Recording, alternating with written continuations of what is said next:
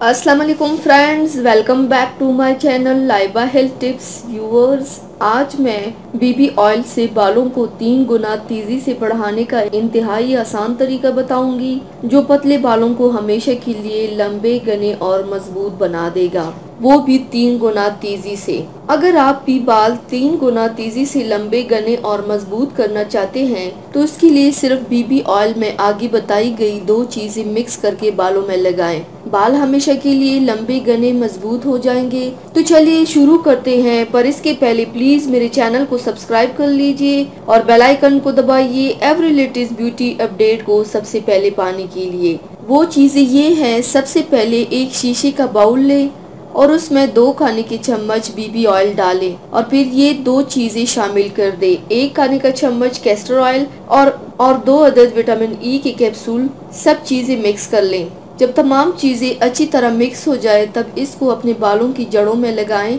और तकरीबन 5 से 10 मिनट तक हल्की मसाज करते हुए पूरे बालों में लगा लें।